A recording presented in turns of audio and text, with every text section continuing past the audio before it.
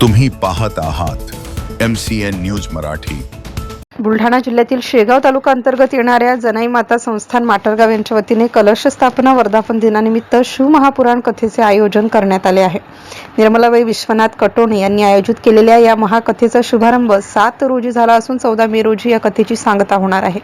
कथा प्रवक्ते हरिभक्त परायण सुनील महाराज तायडे करकी कोठा यांच्या अमृततुल्य वाणीतून कथेचे ज्ञानदानाचे कार्यक्रम संपन्न होत असून या कथेला प्रमुख मार्गदर्शन विलास महाराज बघे आडोळ आणि हरिभक्त परायण गजानन महाराज देवचे यांचे विशेष मार्गदर्शन लाभत आहे। या दरम्यान उपस्थित भाविकांना विश्वनाथ कटोणे, विजय कटोणे, राजेश कटोणे यांच्याकडून भोजन व महाप्रसादाची व्यवस्था करण्यात आली आहे। MCN न्यूज मराठी करिता भगवान पाखरे, माटरगाव। माऊली शिव महापुराण कथा घेण्यामागचा नेमका उद्देश काय सांगाल? शिव महापुराण घेण्याचा उद्देश आपला एकच आहे की शिवतत्व हे सर्व जगाला व्याप्त करणार आहे। मनुष्य आयुष्य जगत असताना भगवान विष्णू त्यांचं पालनपोषण करतात।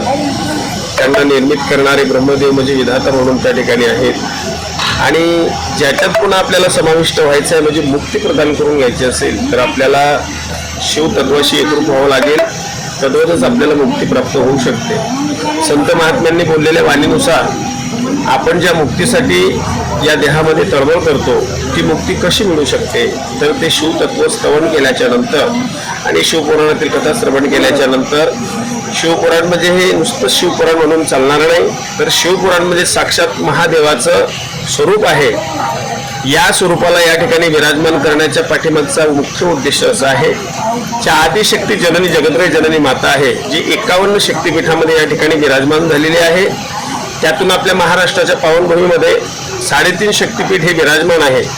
आपण परमभाग्यवान आहोत की आजही महादेवाने जो त्याग आपल्या जीवनामध्ये केला तो त्याग जर या ठिकाणी नसता तर आज तुम्हाला आपल्याला अवघ्या जगाला आपल्या कुळदेवता या मिळाल्या नसत्या।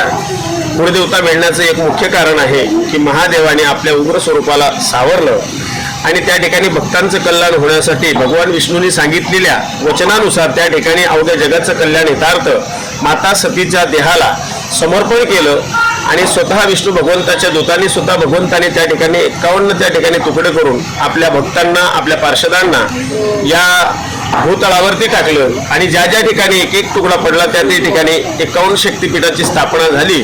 हे सगळेच परोपकार म्हणजे खऱ्या अर्थाने जर आपल्यावर कोणाचे असतील तर देवाती देव महादेवाच्या जीवनातील त्याग होता म्हणून तुम्हाला आपल्याला हे सर्व कुळदेवता या सर्व या ठिकाणी प्राप्त झाल्या। त्याचप्रमाणे आदरणीय श्री हरिभक्त परायण सौभाग्यवती श्री निर्मलाबाई विश्वनाथ कटोणे, त्याचप्रमाणे त्यांचे चिरंजीव श्री विश्वनाथ नामदेव कटोणे, श्री विजय विश्वनाथ कटोणे व राजेश विश्वनाथ कटोणे हे त्यांचे चिरंजीव आणि यांच्याकडे स्थापन असलेल्या श्री जानाई माता देवस्थान आणि यांच्या वतीने कलश स्थापना वर्धन दिनानिमित्ताने आमच्या ताईने हा विचार केला की आपण आपलंही कल्याण, गावाचं कल्याण, आपल्या महाराष्ट्राचं पावनभूमीचं कल्याण या हितार्थ या ठिकाणी आपण श्री शिव महापुराण कथा ज्यांनी हा जीवनात त्याग केलेला आहे त्यांच्याच माध्यमातून आपल्याला हे सर्व मिळालेलं आहे। म्हणून आपल्याला पुन्हा त्यांच्यामध्ये विलीन होऊन मुक्ती प्राप्त करून घ्यायची असेल तर या जनाचं कल्याण होण्यास हितार्थ या ठिकाणी समस्त कटोणे परिवार आणि या कटोणे परिवाराने जवळपास या दुसऱ्या वर्षामध्ये पदार्पण केलेलं आहे। मागच्या वर्षी सुद्धा एक सप्ताह झाला आणि त्या सप्ताहामध्ये सुद्धा शिवपुराण कथा होती। याही वर्षाला ही संधी माझ्यासारख्या पामराच्या वाटेला मिळाली आणि खऱ्या अर्थाने महाराज समर्थ सद्गुरुरायाची कृपा म्हणून या ठिकाणी आशीर्वाद मी तो स्वीकारला।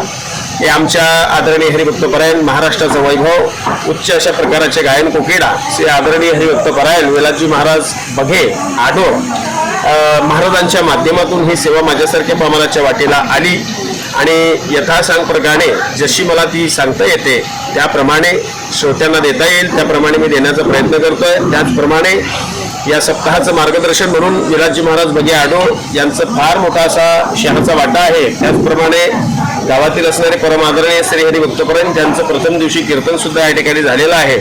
महाराष्ट्राचं वैभव म्हणून ज्यांना ख्यातनाम कीर्तनकार म्हणून ओळखलं जातं असे गजानन महाराजांचे निष्ठावंत वारकरी आणि सेवेकरी